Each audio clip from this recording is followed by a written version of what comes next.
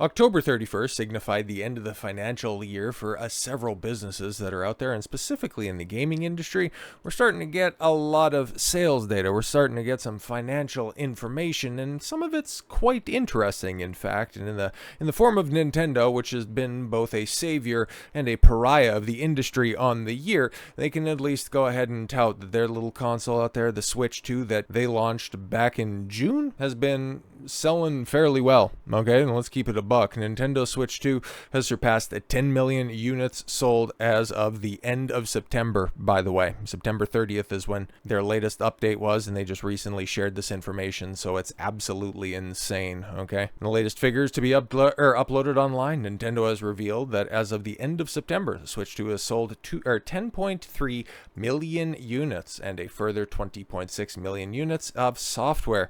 The figure also confirmed that the original Nintendo Switch has hit 154 million units sold, bringing the console very close to breaking the record held by the PlayStation 2 for the best-selling console of all time at 160.6 million units. The original Nintendo Switch is extremely close to surpassing the lifetime sales of the Nintendo DS. Yeah, I think it's within 15,000 units, so yeah, it's obviously going to pass that up this holiday season, so yeah, it's going to be at least the second best-selling console of all time. And then there was also news, I don't think I have it pulled up, but now Nintendo, yeah, they're going to be focusing all of their development efforts towards the Switch 2, so there will of course be a couple of knock-on and lingering effects for the Switch, but if they're serious about shifting focus, I mean, PS2 is within reach, but I don't really think they care all that much.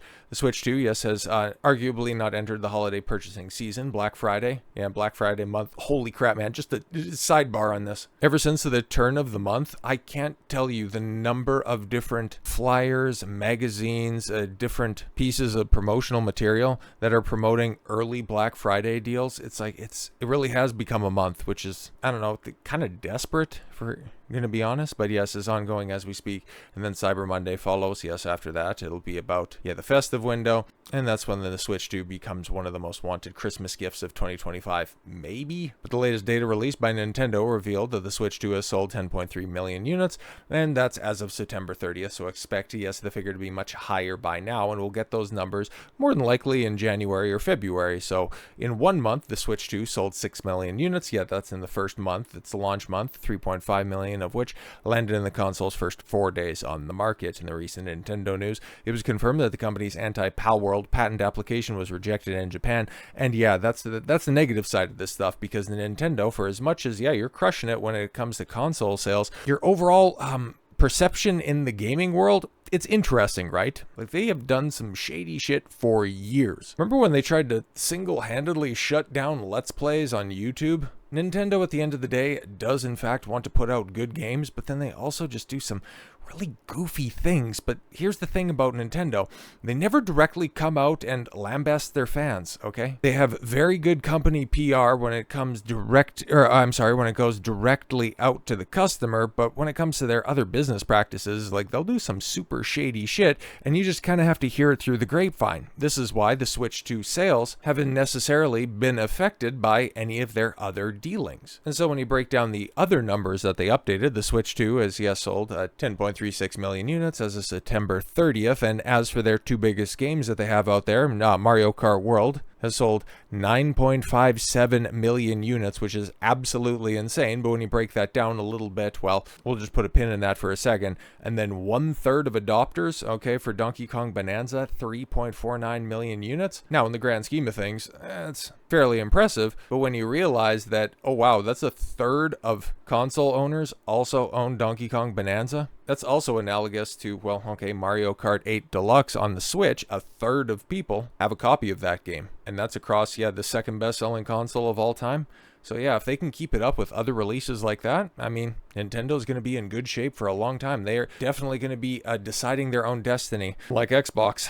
But here's an interesting breakdown of the Mario Kart World thing, because you would think, okay, because a lot of the issues people were having with the Switch 2 was they were trying to force the $80 price tag on their games moving forward. Well, certain games that were out there, let's be fair, I guess. It wasn't so much the price of the console. Everybody was anticipating that $450, $500. It was just, okay, the accessory prices are a little steep. The game price, that's like $80 for Mario Kart World. That's a weird one to go with, but okay. People could end up stomaching the cost of that, because if you just simply buy the bundle, which an overwhelming majority of people did in order to check out the latest Mario Kart game, 8.1 million units of a Mario Kart Worlds and 9.57 units were sales from the Switch 2 bundle, 84%. That means about 1.47 million people bought the game standalone for $80, meaning that the $80 price tag, not that popular. And that's not even factoring in, different gimmicks that different stores could have had. It's like you buy the regular Switch 2 bundle, you get you get a gift card in the store, or if you spend this much, you get that much. And somebody was thinking, oh, well, if I couldn't get my hands on the bundle, then I'll be able to use this gift card or this incentive in order to pick up Mario Kart World. So yeah, even if you want to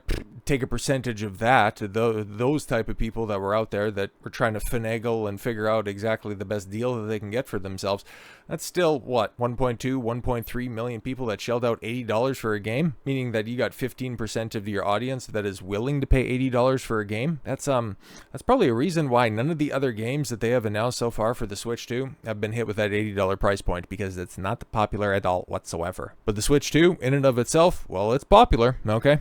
Or at least popular enough, as Nintendo has revised its Switch 2 sales forecast from 15 million to 19 million units by the end of March this year. I'm just wondering, it's like, what games are you putting out there that is going to make it so popular? Like, okay, I've heard mixed things about the Pokemon, the new Pokemon Legends not Arceus, but ZA or whatever. Like, I've heard very interesting reviews of that, but I've also seen some early sales data on that, and yeah, it's crushing, but it's really looking quite similar to Mario Kart World as opposed to Donkey Kong Bananza, where it's more of the same and people are going to get really tired of it really quickly. And if that's what Nintendo's going to be doing, eventually the word is going to get out there that their one big selling feature, that they put out good games that gamers want to play, they start to sacrifice that, then you're going to have to revise your sales data. But perhaps that's not going to be the case. And so yeah, Nintendo shows you, even if you're doing some sketchy shit in the background, even if you're not as customer first as you would like the rest of the world to believe you are, you can still make money hand over fist if you have a loyal fan base and you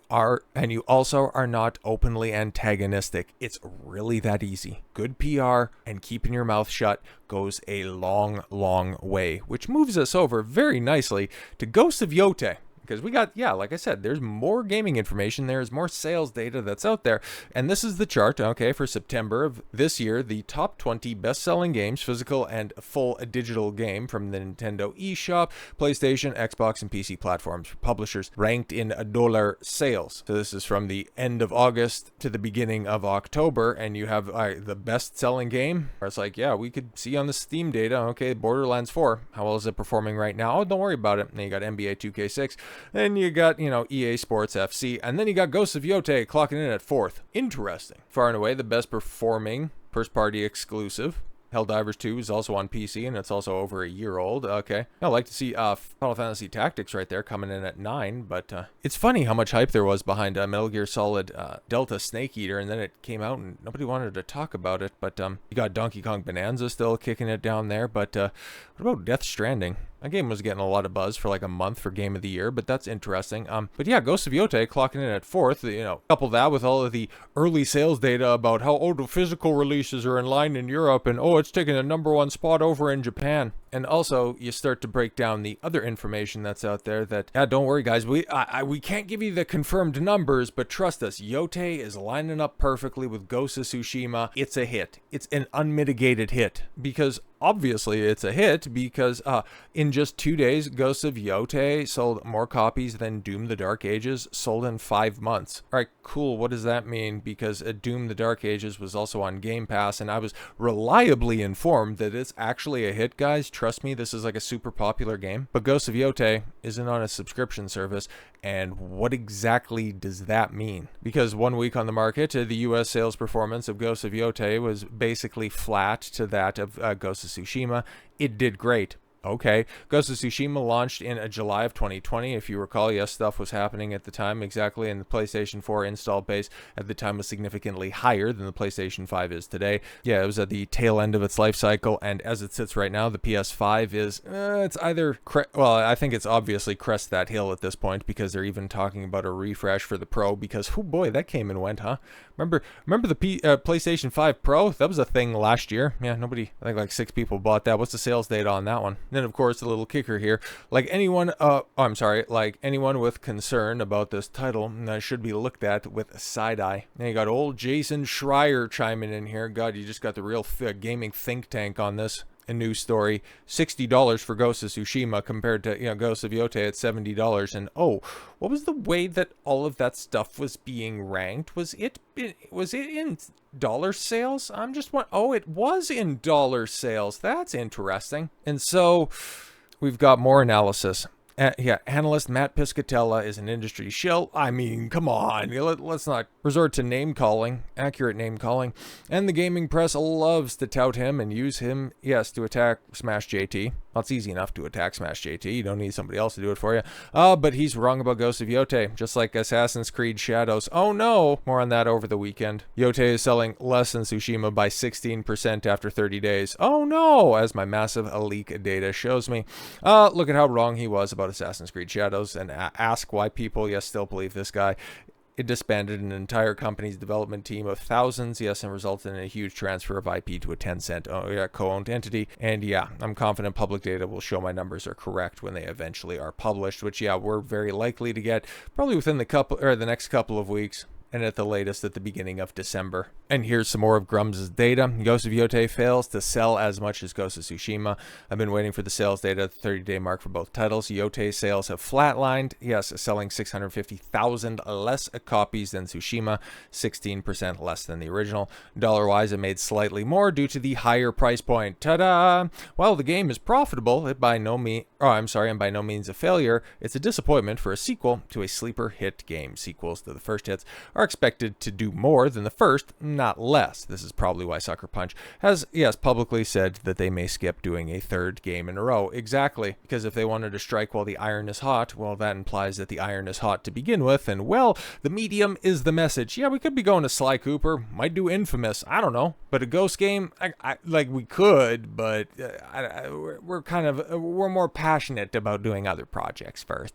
Tsushima was enjoyed a second wave of sales, months after its release due to word of mouth and hit nature. Yotei is unlikely to have the same because, here we are, 30 days after release, and when was the last time you've heard anybody reference this? I don't see any Let's Plays that are out there. I don't see anybody streaming the game. The only time that I hear reference of the game is some of the gameplay's fine, but it's mostly just kind of a one-to-one copy of Tsushima. The story sucks. The characters are wafer thin, but the gameplay's kind of fine. I guess if I was to deduce from what we're hearing about this, it's if it's on a deep discount, maybe go pick it up or something like that. But I wouldn't necessarily, rush out there to get it. And so that's why, as we start to move towards the beginning of December, when all of the Game of the Year awards start getting handed out, don't be surprised if Yotei really starts to fade into obscurity. And one game that's not even gonna come close to getting that level of recognition would be The Outer Worlds 2. Bro, why are you doing this? They did the exact same shit with Assassin's Creed Shadows. Remember when they went after Grums? Trying to say at least our game launched? It's nobody bought your fucking game. It's not a flex, bro. And you decide to put this out on the Xbox UK account. Me replying to my haters for a game right now, at time of recording, has already lost 2/3 of its audience. The fuck are we doing, dude?